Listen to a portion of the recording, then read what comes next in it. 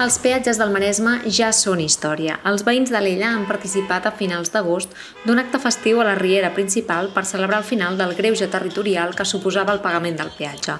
L'alliberament de l'autopista havia estat una llarga reivindicació veïnal i institucional de l'Ella que ara, 52 anys i 2 mesos després, ha vist com per fi s'hi posava solució. Al final d'una gran injustícia. De fet, portàvem 52 anys pagant aquesta autopista que s'ha pagat fins a 55 vegades, segons diferents estudis, el cost d'aquesta inversió. Per tant, això era una injustícia que s'havia allargat fins a 17 anys més del que s'havia previst inicialment i que, per tant, per a l'Ella el que suposa és aquest final reivindicat de fa molt de temps per part de la societat, per part de l'Ajuntament. Doncs sobretot ara que m'he tret el carnet, me l'he tret ja fa mesos, però és com que bé, que no hauré de pensar en si porto targeta, en si porto efectiu el que sigui per pagar el peatge.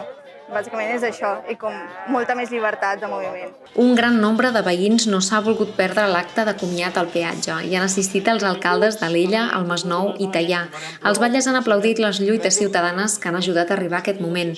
Ara l'Ajuntament confia que la Generalitat no tornarà a habilitar cap altre peatge mentre estudia com pot finançar el manteniment de les carreteres catalanes. Segurament algun sistema es plantejarà en els propers anys, però això a hores d'ara encara no està definit. En qualsevol cas, el que remarco és que el compromís de la Generalitat és que no tornarà a haver-hi un sistema de peatges com a tal, sinó que s'analitzarà altres sistemes i en aquest cas el que tenim clar, per tant, és que no tornarem a veure aquestes casetes aquí darrere nostra, en aquest peatge. El consistori ha mantingut ja reunions amb la Generalitat per reclamar millores en els accessos i el manteniment un cop finalitzada la concessió.